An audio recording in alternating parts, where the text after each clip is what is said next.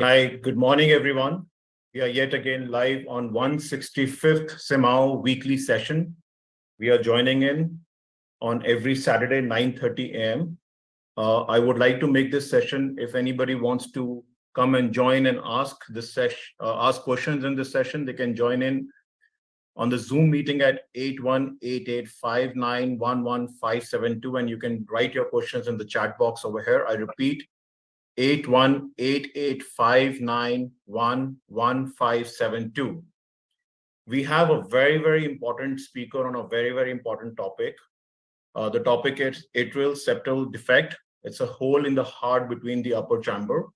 I would like to invite Dr. Monica Vasudev to invite the speaker who is joining in, especially from US. Dr. Monica, over to you. Thank you, Saurabh, and thank you to CMAAO platform. And it is my pleasure today to introduce Dr. I.B. Vijaylakshmi to today's platform and to share her esteemed knowledge with this group today. So Dr. Vijaylakshmi is a distinguished figure in the medical field known as the first lady cardiologist and the first pediatric cardiologist in Karnataka. She is a pioneer in pediatric cardiology interventions with over 9,000 catheterizations to her credit. Now, this is a procedure very common in adults, not very common in children, and has its own unique set of challenges in children. And to have that type of legacy of 9,000 procedures is incredible. It really speaks to her experience and her knowledge and patients' trust. Dr. Vijaylakshmi holds numerous accolades, including 38 gold medals, 2 silver medals, and 60 prestigious awards. Her impressive academic career is complemented by 156 research papers, 58 of which are international, and 4 textbooks for cardiologists. To publish in this type of arena means that your work is peer-reviewed. You take your work, you publish it in a way that can be understood by other people, and you're not only vetted on the quality of your research, but you're vetted on what type of message you are presenting to the scientific and medical community. For your publication to be accepted into the international arena like this speaks to the international caliber of Dr. Vijaylakshmi. Notably, she is the only Indian to deliver multiple lectures at the World Congress of Pediatric Cardiology in 2013. I have merely scratched the surface of an incredible career of an incredible woman in medicine who is helping women and their children, especially with cardiac disease. And I pass now the floor to you to share your knowledge. Thank you. Thank you so much, Monica, for the wonderful words and very kind words. You have made my day. You have made me so happy today with your such a good intro. So can I share my slides now? Absolutely, ma'am. You can. Yeah. From yours.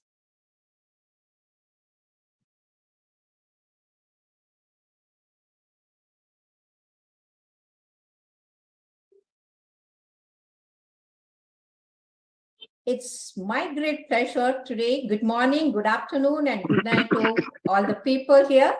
So, atrial septal defect, I'm going to speak at the 156th International Weekly Meeting of Heart Care Foundation of India 2023. It's my pleasure to meet you all.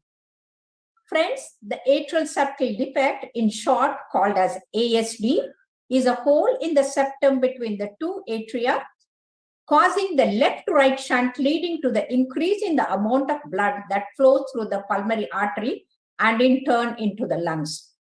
The atrial septal defect is present at birth, hence it is called as the congenital heart defect. And as the left shunt is from the left-right, there is no cyanosis, so it is the commonest acyanotic congenital heart disease. ASD is present approximately in 4 to 8 out of every 1,000 babies born, and the size varies from small to the very large. Now, coming to the types of the atrial septal defects, one should know that ostium primum ASD is the one, and this is in the center of the septum, and this is the commonest one. Ostium primum AST is just above the tricuspid valve, and this is most often seen in the Down syndrome or the AV canal defect. The sinus venosus type of AST is just below the superior vena cava or just above the inferior vena cava, and it is called as the sinus venosus type of AST. And almost 80% of them, they have the associated partially connected pulmonary artery venous connection. That is called as a PA-PVC. And the rarest of the rare is the coronary sinus, where the coronary sinus opens into the right atrium. The roof is absent, and that is called as the unroofed coronary sinus, and that is the rarest of the types of atrial septal defects. Now, coming to the incidences, ostium secundum AST is in the center, and this one is almost forms the 75% of the ASTs. Ostium primum is just at the inlet, just above the tricuspid valve, and this is about 15% seen in the AV canal defect, either partial or the complete AV canal defect. And then the sinus venosus type is the SVC type or the IVC type are about 10%. And unroofed coronary sinus is less than 0.1%, and hence the incidence is extremely rare. Atrial septal defects might be found by chance in the echo. Most often when the baby has got a respiratory distress, the pediatricians ask for an echo, and when the echo is found that there is a small AST, the whole family becomes panicky. But no, that respiratory distress may be due to the respiratory lung problem, premature lung, or something else rather than the small AST. Because these small ASTs, which are found in the infancy, they close as the child grows up to 1 year or 2 years, and hence nothing to worry at all. A large AST can dilate the right atrium, right ventricle, pulmonary artery over a long time. And over the period after 20, 30 years, when the person is about 30, 40 years old, and at that time the pulmonary artery hypertension occurs, because of the right atrium enlargement, there can be arrhythmias, atrial fibrillation, atrial flutter, because SA node is in the right atrium.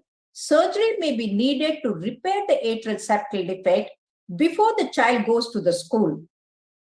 Much better is the device closure to prevent the complication later on in life. And here you can see that the AST may go unrecognized for many years or even decades, because the symptoms are so flimsy that it's just like a cough or a cold or repeated respiratory infections with very minor thing. And as a result, most of the parents neglect it. And more so, there is a soft mid-systolic murmur in the pulmonary area, which is mistaken as an innocent murmur or a functional murmur, and again, it is missed. And sometimes, for something else, the patient would have gone. When they take the X-ray, they find the cardiomegaly, and then they suspect there is something, and then they send to the doctors. In contrast, ostium primum AST is usually very large, often presents in infancy with the pulmonary artery hypertension, with the intractable congestive cardiac failure, and especially when there is a single atrium or a large AST, then they present very early in life. Otherwise, most of them, they present much later. And here, it is very important that the pediatrician should know the signs and symptoms of atrial septal defect. Shortness of breath, fatigue, especially on exercising, swelling of the feet and the abdomen, palpitation or the skipped beats, the person knowing about his heartbeats, and then the atrial fibrillation or the missed beats can be felt as the palpitation. And on auscultation with the stethoscope, there is a very soft, superficial grade 2/6 ejection systolic murmur, which is heard with in the second intercostal space. Invariably, unless the whole clinic is very silent and there is no noise, this murmur may be missed by the clinician. And more so because The auscultation is a dying art, and nowadays hardly people are using their stethoscope for the detection of the murmurs. And what is more important is, in this condition, the second sound is split and it is fixed. And that is the hallmark of AST. A soft, superficial, grade 2/6 ejection systolic murmur with the split second sound, which is widely split and then it is fixed. And one should not miss that. In 1925, when William Osler used to teach the students, he used to teach about the inspection, looking tangentially, then palpation with the palm and the hand straight, and then auscultation and sitting by the side for the contemplation. And in those days, these 4 points used to be the compass for the medical students. So they used to give lots of importance for the inspection, palpation, auscultation, and contemplation. But today, everything goes wrong. Why do we go wrong? Because common sense has become uncommon. Clinical logic is lost. And then accurate observations are no observations. And there is no time for the person to contemplate and sit what is correct. And straight away, they send the patient for the echocardiography or the X-ray.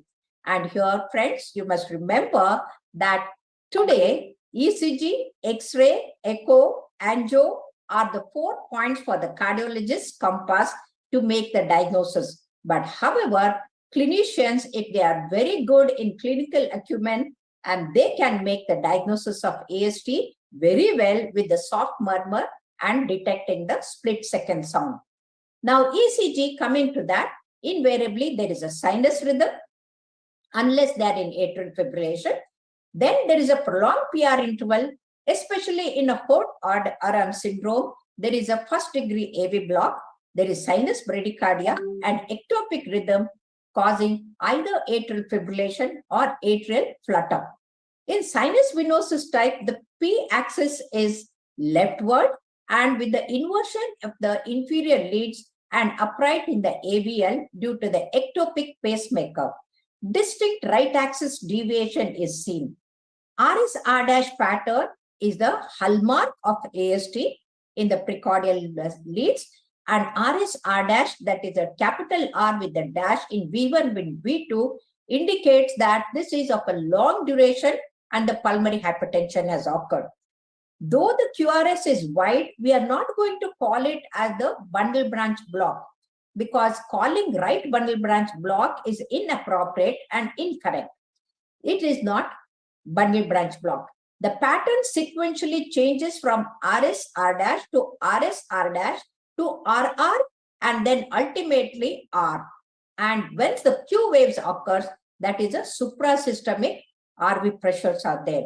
And hence, it is very important to find out the patient when they are in the RS-R' pattern rather than the RR with the QR complexes. Now, here you can see that it's a sinus rhythm and there is a RS-R' pattern. The small R, S, and then R' pattern is there. This is the classical picture of the atrial septal defect.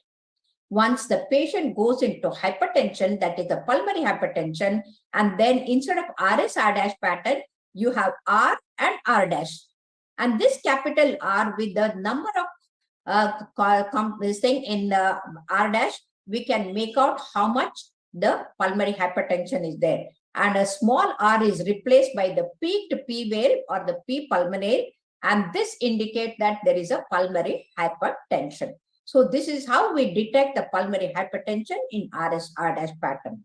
And if you take the natural history of the atrial septal defect, right ventricular dilatation, that is the at the base, and then the pulmonary hypertension causing the pulmonary artery aneurysmally dilated. Here you can see that the main pulmonary artery is aneurysmally dilated and the right pulmonary artery is also dilated, almost like a kettle it's looking.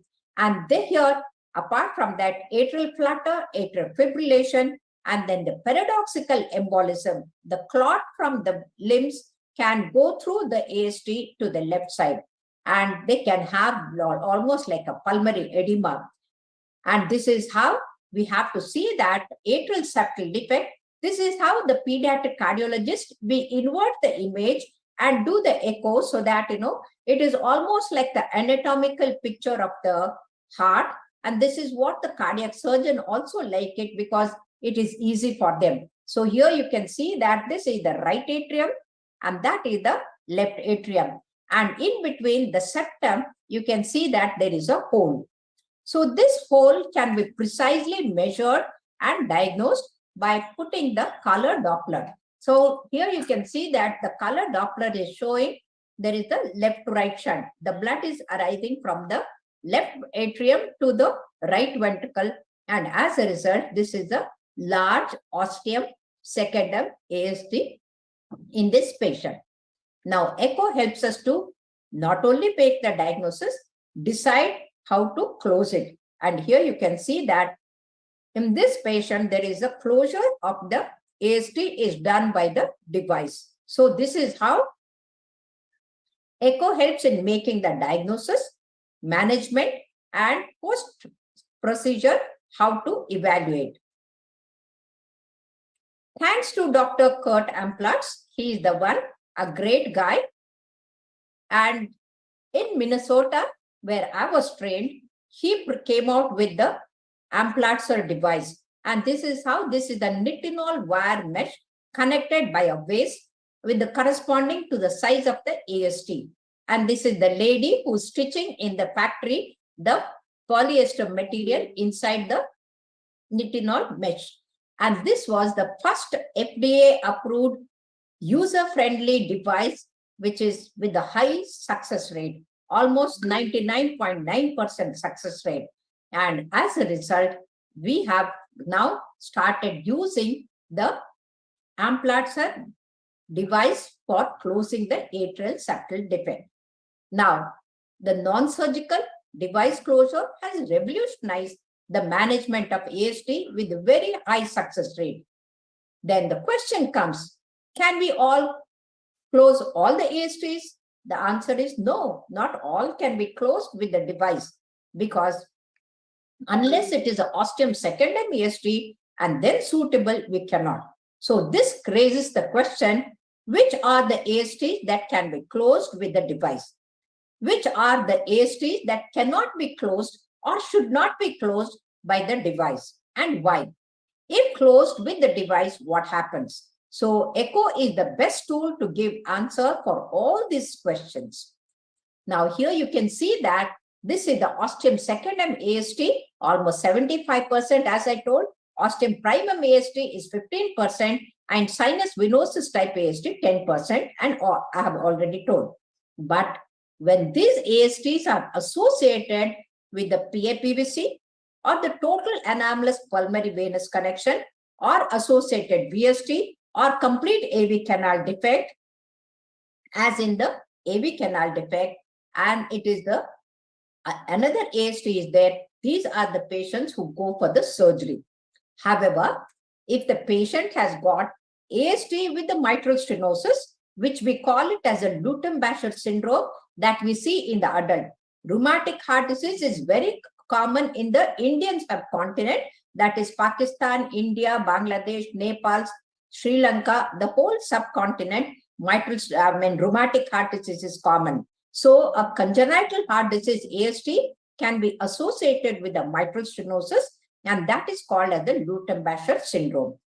ASD with the pulmonary stenosis called as the triology of Fallot, and ASD with the PDA or VSD can all be closed with the device, and the pulmonary stenosis can be opened. Mitral stenosis can be opened by the balloon. So not necessarily that all the associated lesions, when they have to go for the surgery. Only TAPVC, PAPVC, AV canal defect, they go for the surgery. But if there is associated mitral stenosis, pulmonary stenosis, PDA, VSD, they all can be closed with the device at the same time. Here you can see that this patient has got both ASD and the VSD, and I have closed both simultaneously. And thanks to the device closure that we can tackle in the same sitting with the femoral artery puncture, and then we can do. So in the cath lab, the echo technician will be guiding us,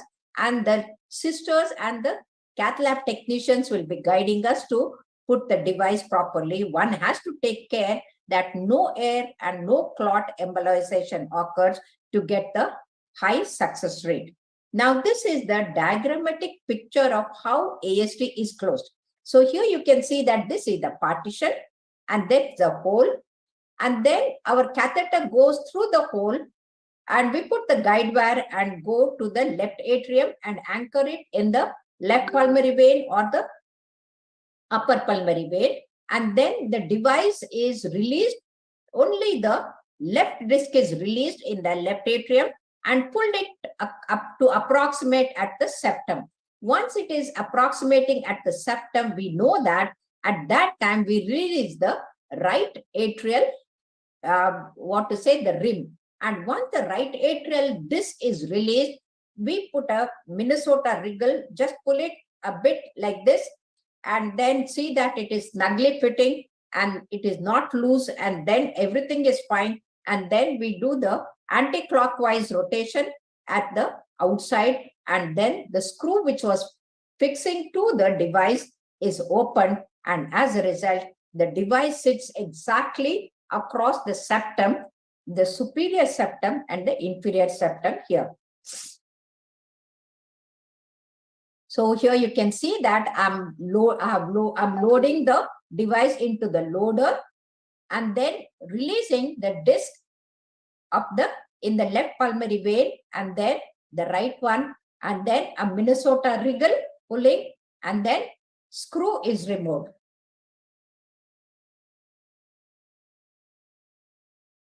And this is how the ASD device closure is done. Now, this is a 50-year-old male, known case of ASD in childhood, but said to have closed in the adulthood. And they said that don't worry, it will close. And recently the patient came with the louder murmur, and there was a mild cyanosis and clubbing. So the treating clinicians got worried, and then they sent the patient to me. And surprisingly, there was a grade 3/6 ejection systolic murmur, split second sound was there, P2 was normal, and echo showed a gradient of pulmonary stenosis, 45 millimeters of mercury. Now, is it the ASD with the pulmonary stenosis, or what it is? Why the patient has developed cyanosis? And because the treating clinician, they said that because there is a cyanosis and he is inoperable and he has gone beyond the stage of operation. When I did the echo, I was surprised to see that there is a sinus venosus type of ASD. You can see that it is just below the superior vena cava, and the septum, there is a gap, and this is the ASD. And what you see is the SVC is straddling. It is straddling over the septum, and as a result, the desaturated blood from the superior vena cava was coming into the LA, causing the cyanosis and the clubbing. And this is, the misdiagnosis. Had I not done the echo properly and then the T, then I would have missed the diagnosis. And like other people, we would have said, oh, it is inoperable, and the patient would have sent back. But fortunately, this patient underwent surgery, and now he's doing absolutely well. 10 years back, he was operated, and now he's all right, though he is beyond 60 years.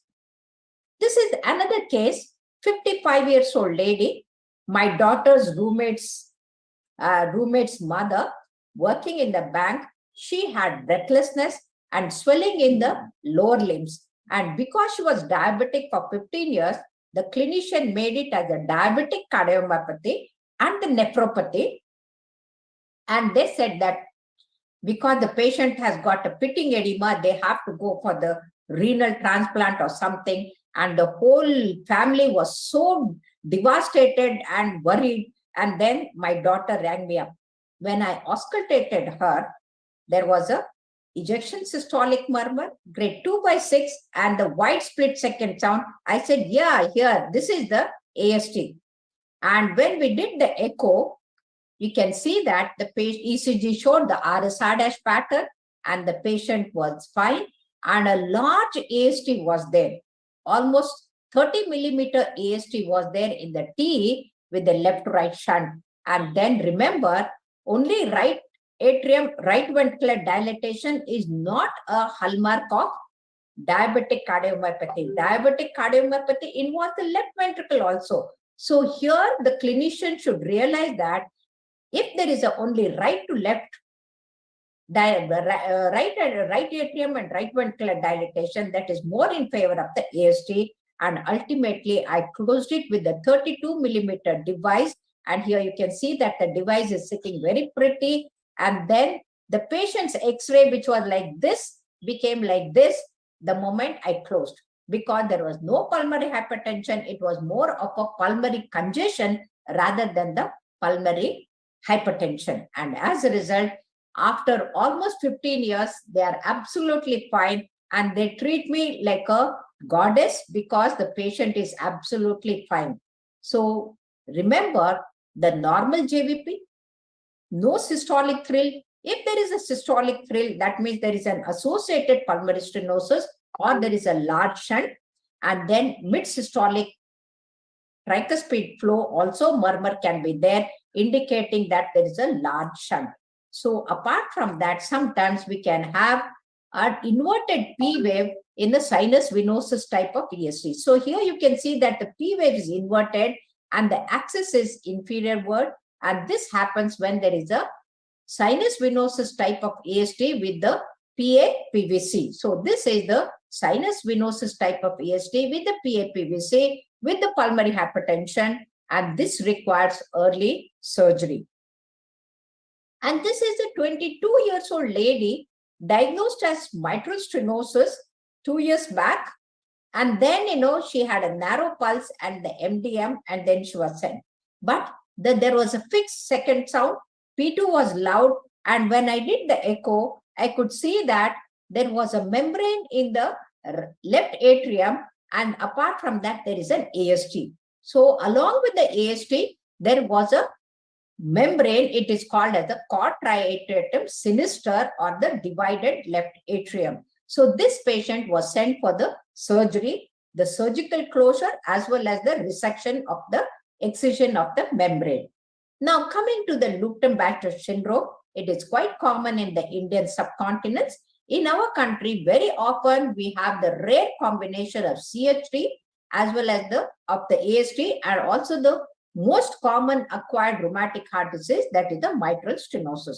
So AST is the commonest congenital, mitral stenosis is the commonest RHD, and the combination of the two is almost incidence is 4%, and the incidence of AST in mitral stenosis is just 0.6%.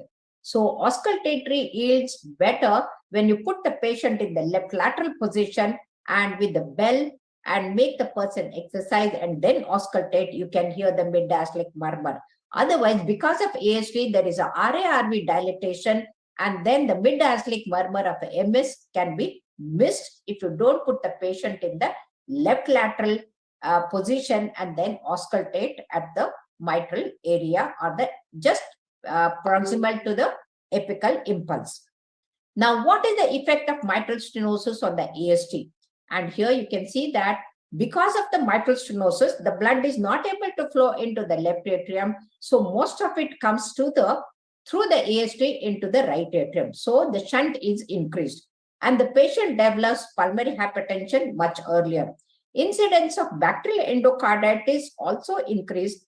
Actually, the bacterial endocarditis in AST is rare, but if it is associated with mitral stenosis or rheumatic heart disease, then it is more common.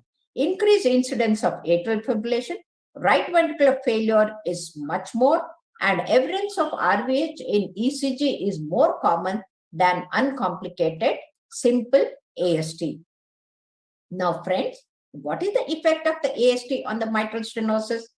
Because there is a easy event, the symptoms of mitral stenosis like orthopnea, pulmonary edema, or paroxysmal nocturnal dyspneas are all reduced in case of mitral stenosis with the AST. So because of the easy vent, the pulmonary edema does not occur, the pulmonary venous congestion does not occur. So the paroxysmal nocturnal dyspnea called as P&D are not there. So it decreases the cardiac output. Gradient across the mitral valve is reduced because easily blood is going into the right atrium through the AST. And X-ray exhibits increased pulmonary arterial blood flow and what is called as the pulmonary plethora or without any pulmonary venous congestion. So this is the effect. And this is the post-op residual AST. The patient had already undergone surgery. And here you can see that this is the patch and the patch is given up and then there is a residual AST in the post-operative period. And the transesophageal echocardiography is very, very handy because especially in the older patient, the transthoracic pictures are not clear. So when we do the transesophageal echocardiography, we can see it very clearly. Now, as on today, net left-right shunt of QPQS more than 1.5, they all go for the either surgical or device closure or patient with the severe irreversible pulmonary artery hypertension and no evidence of left-right shunt, and they are treated medically and no surgery or no AST device closure is done. This is according to the American Heart Association. Here I'm showing you an example of 42 years old man who came with the palpitation and breathlessness and fatigue. And in the M mode, you can see that there is a huge right ventricle. It is double the size of the left ventricle. And there is a paradoxical septal movement. And what is important is the pulmonary artery is almost double the size of aorta. This is the aorta and this is the pulmonary artery, almost double the size. And here you can see that the RA, RV are dilated and the RV dysfunction is there. So this is inoperable. In contrast, the person with the pulmonary valve stenosis, the lungs are protected. And as a result, though there is an AST, instead of developing pulmonary hypertension, they develop right to left shunt and then they cause the cyanosis. And here, one may think that the cyanosis is due to the Eisenmengers and they say that it is inoperable. But clinically, you must auscultate. If P2 is soft, it is pulmonary stenosis. If P2 is loud, it is the pulmonary hypertension. So clinically, you auscultate and decide whether it is a stenosis or it is the hypertension. Here you can see that in the ECG, you can see that the V1 is so tall and that indicates that there is a pulmonary RV pressures are very high. So RV pressure can be increased when there is a pulmonary stenosis or when there be pulmonary hypertension. And here it's basically because of the associated pulmonary stenosis and the strain pattern is there. So here the pulmonary, this is the echo of the patient with the pulmonary stenosis with the dilatation of the right atrium, right ventricle, tricuspid regurgitation, and with the small AST here. And here, by just opening the pulmonary valve with the balloon dilatation, the patient will do well. If it is a PFO, it will close. If it is a small AST, nothing to worry. If the AST is larger, we can close it with the device. So the triology can be easily treated. But however, before we venture for closing the atrial septal defect, we must look at the rims all around. And unless the rims are adequate and more than 7 millimeter is there, then we cannot. So many a times the aortic rim may be deficient and the central defect will be more bigger. And here when the inferior vena cava rim is very less and that is unsuitable for the device closure.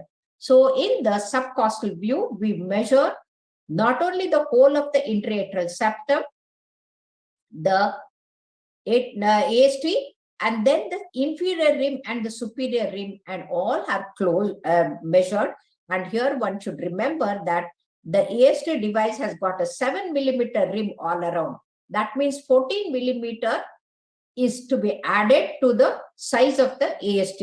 So if the waist is 14 millimeters, we have to add another 14 millimeters, and that becomes the 28 millimeter. So unless we have the intraatrial septum of 28, we cannot put the 14 millimeter device.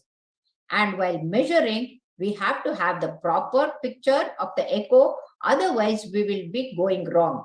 And the AST has to be measured in not 1 or 2, 3 views. And then there is what is called as the T sign, where the tip is hyperechogenic and we measure the size precisely. And this is the subcostal bicaval view. There is the inferior vena cava. So inferior vena cava is guarded by the eustachian valve. And in the past, many people who are not used to it, they used to mistake this as the septum. And I have seen a cardiac surgeon committing blunder by stitching the eustachian valve to the proximal rim of the AST. So that should not happen. So this is the atrial septal rim, and that is the eustachian valve.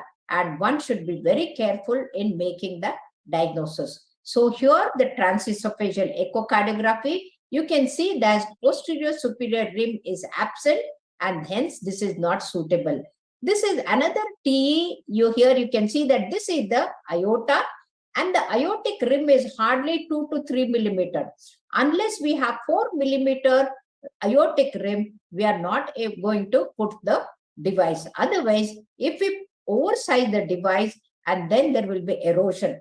Till today, I have done thousands of cases. Not a single patient has gone for the erosion. But this is the Western literature where they have shown that ambulatory device appears to occur only once or twice per 1,000 device patients. And this erosion is more common in the Western literature where they oversize by the fear of the device embolizing. So here you can see that this is the diagrammatic picture. If you oversize, the rim will be impinging on the aorta, and with every beat it goes on poking, and that will cause the erosion. And this has to be avoided.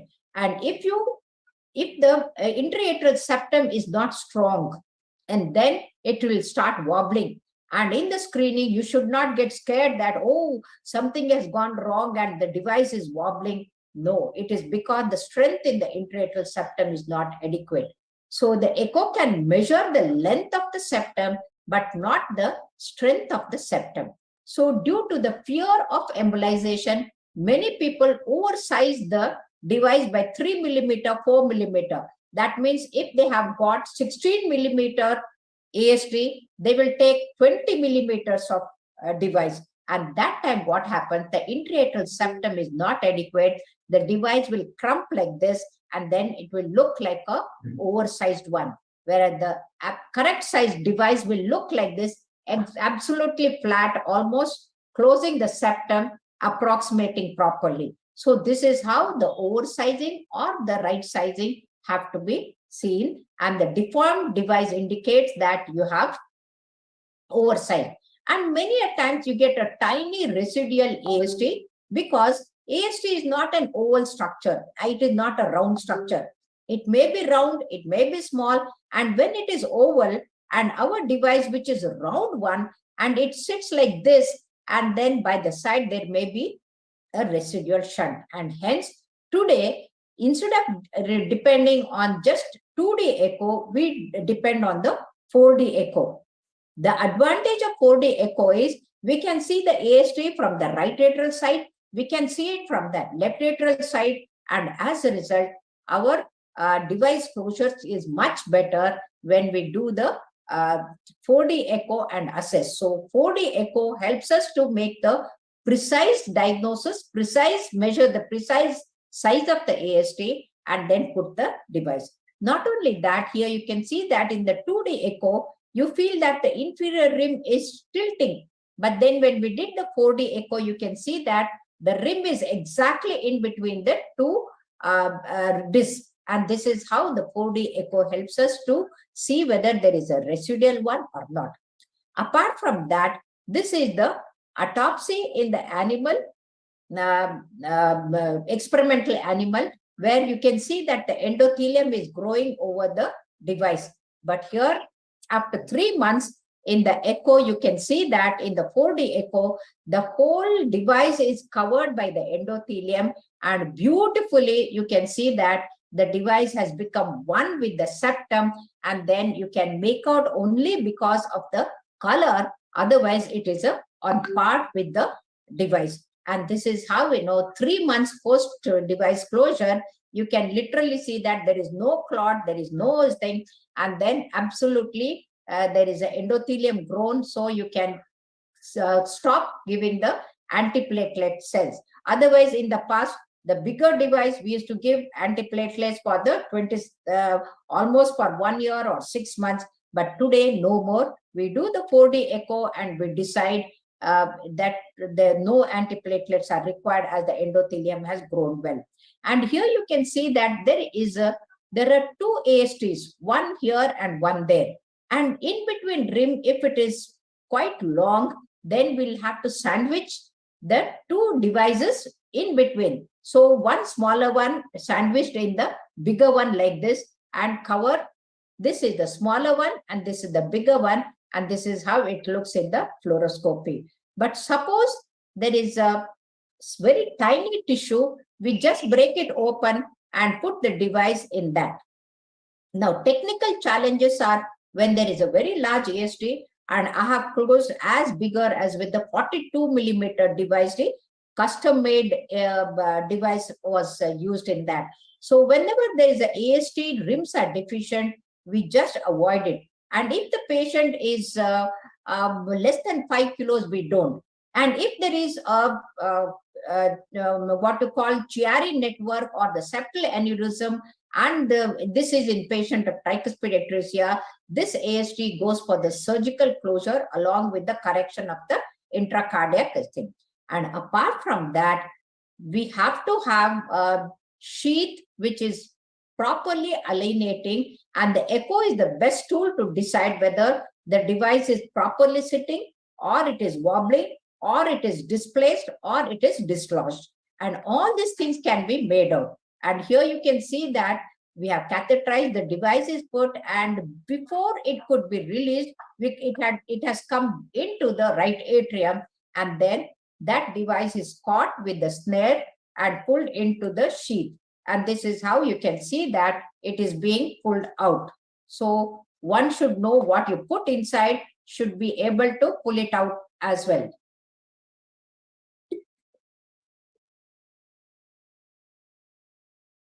Now, echo is the percutaneous closure is very important. And here, this is the 45 years old patient who had cyanosis, hypoxemia, platypnea, orthodoxia, and this patient we closed with the PFO closure, and then the patient became all right. So patient with the defects of more than 36 millimeter, we have to have the bigger devices. If otherwise, we have to avoid it. Otherwise, they'll have erosion and embolization. Any small AST less than 10 millimeter, hemodynamically insignificant, we are not going to close. Just because there is a hole, you should not close. Severe irreversible pulmonary artery hypertension, color Doppler shows this thing, and then we have to do the cath, calculate the PVRI, and then decide. If there is a ostium primum AST, sinus venosus type AST on the echo, they go for the surgery. So this is how you can see that there is a very large AST and it is almost 39 millimeter. Hardly any rims are there. So that goes for the surgical closure. And this is the fenestrated ASTs. Multiple ASTs are there, and in between rim is not there. And this patient requires 2 ASTs. And here you can see that either that little tissue can be broken, made into single one like this, and a single device can be put to save the money. So friends, technique can be difficult with the deficient rims, but however, as we become more and more experts, the more and more difficult cases can be taken up, and then we can get excellent result.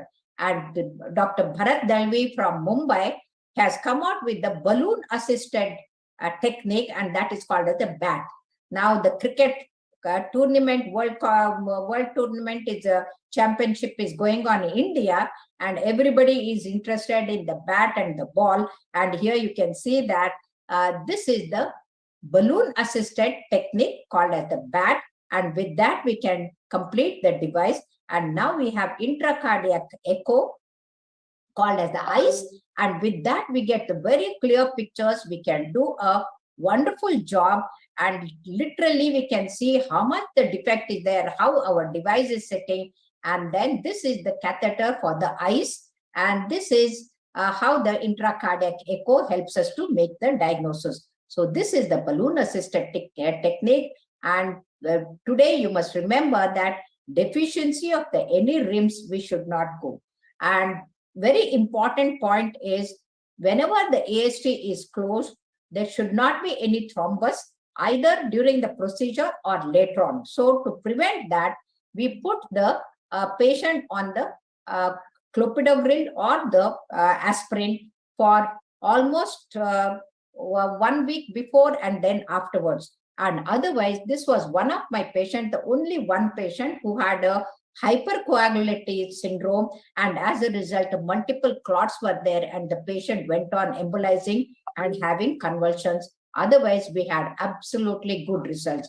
And sometimes what happens is when we are cramping the device into the sheath, it may become like a cobra, and then it may get deformed. And at that time, we should pull it back and then make it proper. And then again, through a bigger sheath, we have to put the device. So the deformity also has to be seen.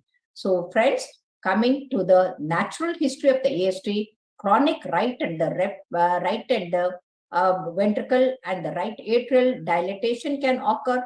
Long-term complications are life-threatening, atrial fibrillation, thromboembolism, and then the patient may die of the pulmonary artery hypertension. And when I did the comparative study published in our Indian Heart Journal, you can see that 6,700 patients in India, we compared with all the countries elsewhere, and you can see that atrial septal defect is the commonest one. And in our country, marriages are made in heaven. So the consanguineous marriages, arranged marriages lead to the increased incidence of AST. But thank God that this AST is very simple and it can be treated very well, unlike the complex congenital heart disease. So to conclude, non-surgical transcatheter device closure has revolutionized the management of ostium secundum AST. It is very attractive alternative to the surgery.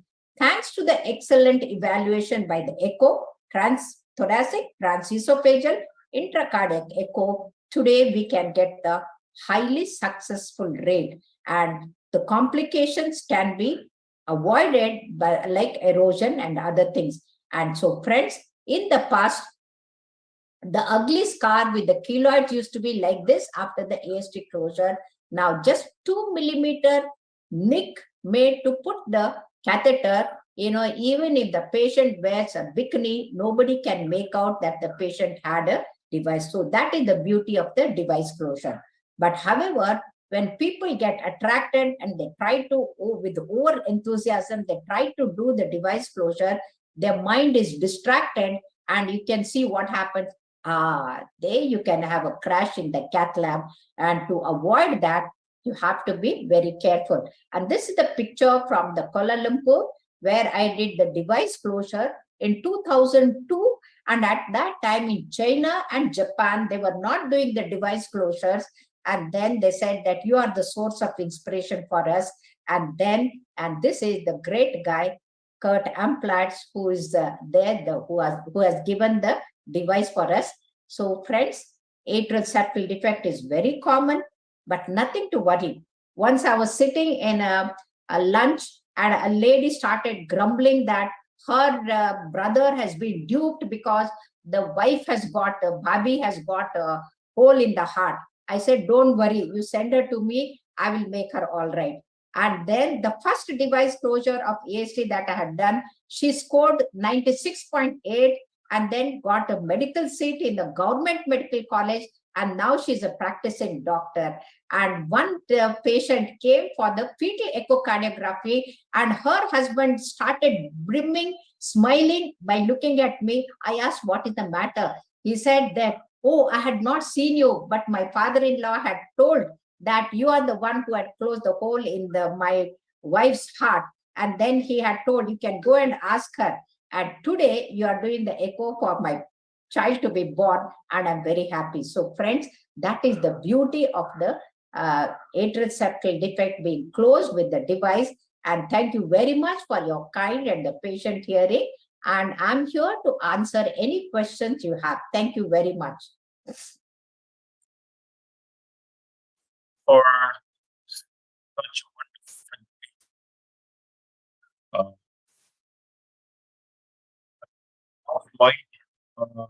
the members on the forum for their comments and any questions, please to ask. Please come forward. Dr. Monica, would you like to take it forward?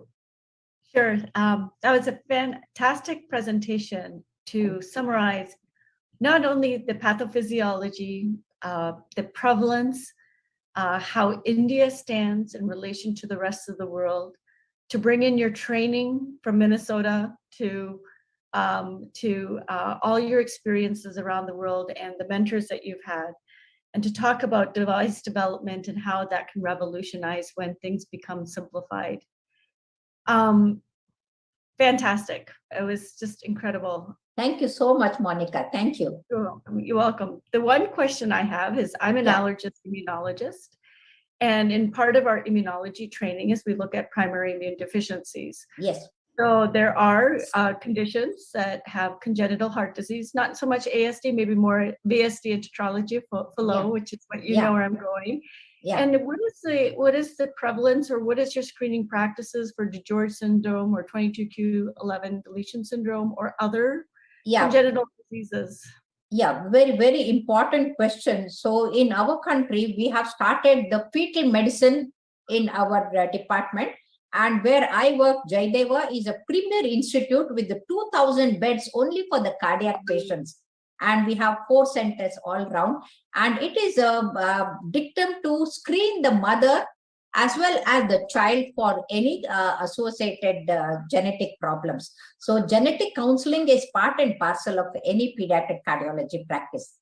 Fantastic. So what types of numbers are you seeing for primary immune deficiencies? Are there some of these kids caught early? Are they given IVIG? Are they given any intervention? No, most of them, they go to the pediatricians, no, unless they have any correction to be done, they don't come to us. So immune deficiency is treated by someone else. That is not my territory.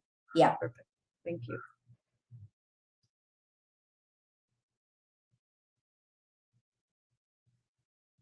And then I guess the other question is, while we're waiting for others, is that you talk about your experience with adults as well. Yes. So it seems like your experience in pediatric ASD has now crossed over generations. Yes. So even it's more like congenital as opposed to pediatric. Yeah. Adults with congenital ASD. Yeah. See, once you start doing for the children, doing for the adults is no problem at all. It is like, drinking water, it becomes much easier. But only problem is in adult, the transthoracic echo is not good. We have to do the transesophageal. And at that time, the picture is better, but the transesophageal probe comes exactly over where our device is coming. So we have to go to the pulmonary vein and then do it. And once when I was doing the workshop in teaching the people in Tirupati Medical College, and I put the 42 millimeter device in an adult patient. And this is how we can go beyond. But then, teaching is something, but when it comes to practically, better not take the risk because they can go for the erosion and all sorts of problems. But then, of course, the sky is the limit. Once you have the skill and the will, you can do anything. Yes. Well said. Thank you very much. Thank you.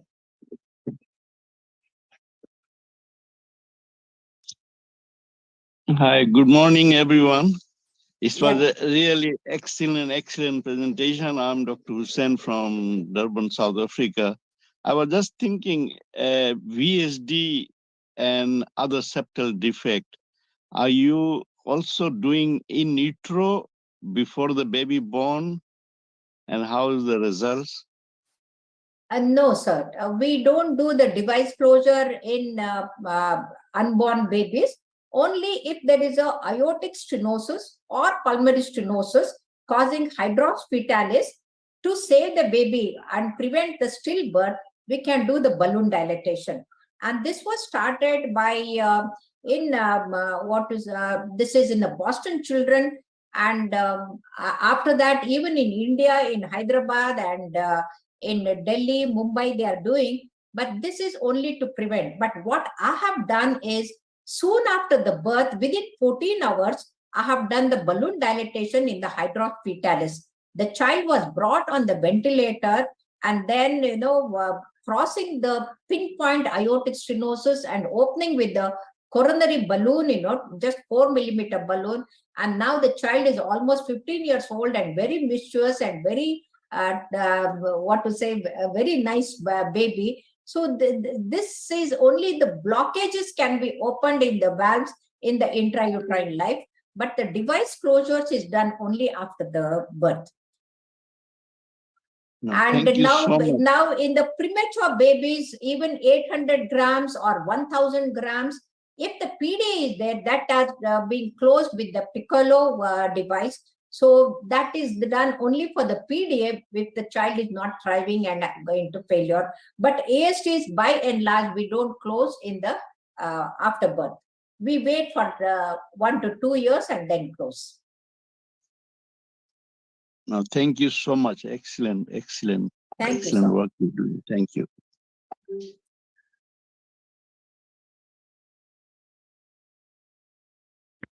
Can you ask a question? Saurabh, can I? Saurabh. Absolutely, please go ahead. So yes, this is Dr. Kaisar Sajjad. Actually, I'm sorry I have joined late, but I'm lucky to join today's webinar of CMAAO of a very smart and beautiful expert and competent lady. I'm very much lucky to attend today's meeting because I have missed 2-3 previous meetings.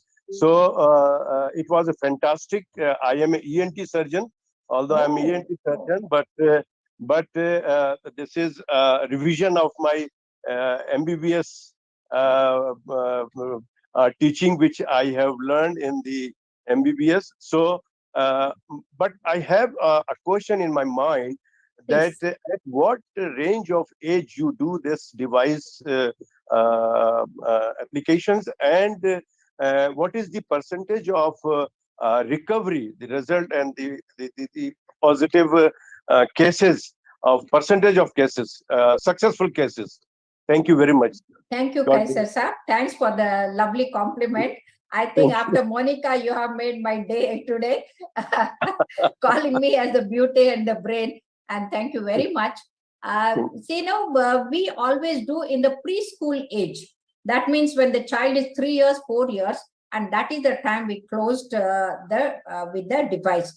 And then age is not a limit, but before below 25 kilos, we hardly do it because it is not required. The child is not testing. Unlike the PDA and the VST, the child does not develop pulmonary hypertension in ostium secundum EST. So the ideal time is just before the child joins the school. That is the ideal time.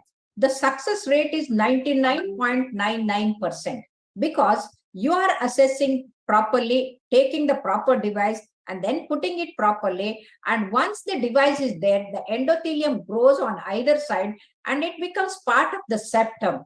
And as a result, it's so beautifully the patient recovers that nobody can make out. And that's why I told you, my patients have become doctors, engineers, chartered accountants, and even the beauty contest, the models. And then when they come and meet me, it is such a pleasure. This is a real marvelous, like a magic that we can give a complete whole normal life to the child. Okay, one more question. You are practicing in Kerala, okay, or no, in Karnataka, Bengaluru. Karnataka. Yeah. Okay. So how much you charge? This is this all procedure or surgery or putting the device? Okay, in 1998, when I started this, and Kurt Amplatz, who produced this device at that time, nobody was doing all over the world. and he was ready to give us for just 20,000 rupees, 27,000 rupees. And still our professors, they said, though it is too expensive, because they were doing surgical closure for 25,000. This is about 25 years, 23 years or 25 years ago. But today, the cost of the device is around 1 lakh. And then the procedure charge together, it becomes 1.34 or 1.4 lakhs. Okay, so how much is in dollar, US dollar, if you convert? I think Saurabh has to do that. But in our country, we have in Karnataka, we have a facility. Like in our country, our Prime Minister has come out with that Arogya Bharati scheme, where all these things are done free of cost for all the school children. So there is not a problem at all. Oh, very good. Every child gets the best treatment because the government pays for the expenses. For the expenses. Yes, very good. Well done. Thank you very much. Thank you very much. Can't hear you. Unmute. Saurabh. Sorry, can't. Sorry, yes, go ahead. A cost of 2.5 as a total, which is like $3,500. $3.5 US dollar. Oh, it's nothing. But the most important thing is that government is not charging any rupee, any taka, rather I can say, or what it is. Yes, sir. Right. Yes, sir. Thank you very much. Sir, the children are the most precious ones. They are the future of our country. So we have to give the best to them. And that's how we know we don't charge. Very good, very good. Thank you very much. And hello, everybody. With permission of Saurabh, can I leave because I have to go for my academic? Thanks for joining in, Dr. Sajjad. We'll see you again next week. Thank you very much, everybody. Thank you, Monica. Thank you. So do we have any other questions on the floor from other people? Other members, please come forward. I think it was so well explained session. So we don't expect too many questions, but I see a lot of new faces as well. Please come forward, and if anybody has a question, otherwise we will let ma'am go. I think she has missed her walk due to this session, her morning walk. Saurabh, I have invited one of my pediatric professor from Pakistan. I hope Professor Naqvi can give the comments. Professor Naqvi, Saima Batul is one of the busiest pediatricians in Pakistan. Dr. Naqvi, can you unmute yourself? Yes, Assalamu alaikum. Hi to everyone. I have been listening to your talk. In Pakistan, mostly there are very few pediatric cardiologists at the moment, and maybe only 10 or 12 cardiac surgeons. So ASD being a relatively asymptomatic disease is mostly not picked up in time. Yes. But we are catching up because many people are now entering into the subspecialty of pediatrics cardiology now. So the things are getting better, but still there are problems with the treatment because in the far-flung areas of certain districts, especially related to the Khyber Pakhtunkhwa, KPK, and Gilgit-Baltistan, there are no specialized pediatric cardiologists over there. But what to talk about the pediatric cardiac surgeons? So many of them, they come to Punjab, mostly to the Lahore, because Lahore is the capital of Punjab. And they come to India also, Bangalore and Delhi. Yes. Many of them go to India, especially for the complex cardiac problem, in which there are multiple cardiac defects. So they have to go to India because it's the closest and the cheapest one as compared to the rest of the world. And in our setup in University of Lahore, I'm working in University of Lahore, University College of Medicine and Dentistry, affiliated to the university. It is one of the biggest private sector universities in Punjab and second one in the Pakistan.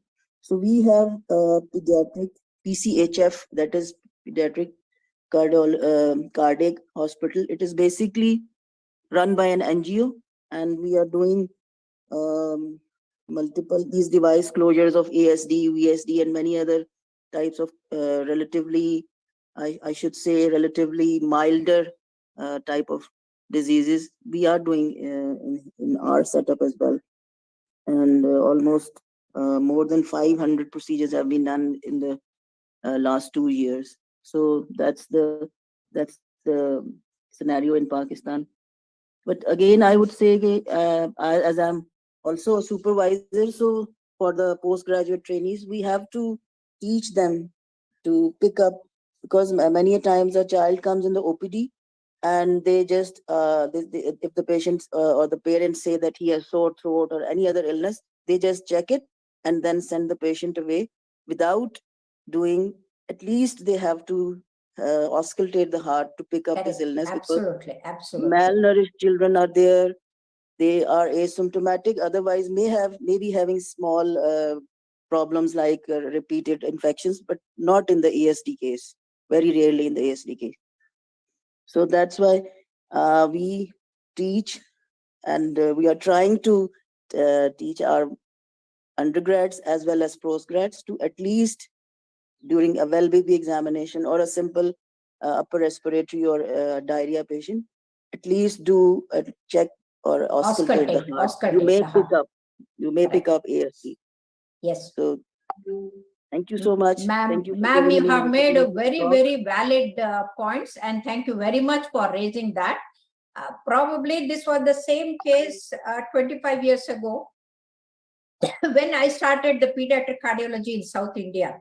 So what I did was, the first thing in the Cardiological Society of India, I gave the guidelines for starting the pediatric cardiology in the whole country. So now we have a DNB course, we have fellowship course, and hundreds of them are trained all over. So the scene has totally changed now. Thank you very much, Professor Lakshmi. Really, it was a nice lecture from you, and really a revision for us. As a pathologist, I can ask one question. Is there any material issues that can create the clot or other thromboembolism problem? Is depends upon the material used in the balloon or something else? That's a very important question. As a pathologist, you know that what is called as the Virchow's law. You have to have 3 things for the thrombus to occur. Either the stasis, or damage to the endothelium, or there has to be hypercoagulability. So here we take care of everything, and the device as such does not cause. And if the patient has got hypercoagulability, we always, as a precautionary measure, before 24 hours, we start the aspirin, and then after for 3 months, we give the aspirin until the endothelium grows. And thank you very much. One other suggestion is that, because now the world is globalized and the use of IT and e-techniques, I will suggest as a teacher that as the Dr. Batul Naqvi has told, that there are very few pediatric cardiologists, especially in our country, Pakistan. Can we start all these courses online, and can we start to create the more awareness even in the children, because the early diagnosis can save the patients? Yes, sir. That's a very important thing. See, what Bangladesh is doing now is, they come here, get trained by us, and they call us every year. And they honored me as a teacher of teachers, because I have taught lots of people there and trained them. So when one of the patients came to Mumbai, my classmate said, Vijaylakshmi, can you do it? So when I went to Dhaka for the conference, I called the lady who is doing the ASD closure, and I asked her to do it. And then this is how we had one family, like Vasudhaiva Kutumbakam, and the patients are God to us. For that, we have to do the best. So we all have to work together to give the better quality of life to the children. Thank you so much. Thank you so much. I think I would like to wind up the session now, in the interest of time for the speaker and people from different time zones. I would love to invite you on this forum again, ma'am. I think it is a very important topic, and your field is something which I think a lot of general public will also would like to have a lot of questions apart from doctors.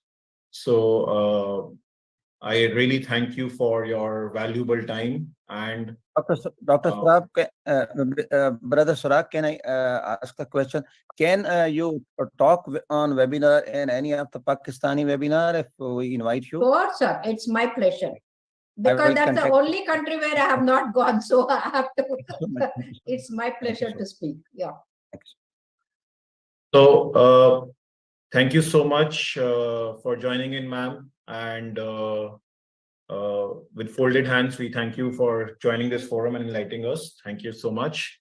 I also thank everyone over here who joined, and all the people who are looking at the questions. If anybody has questions for ma'am, just email me or ask me, and I will be happy to answer that questions by forwarding it to her. Thank you so much for joining, and see you again.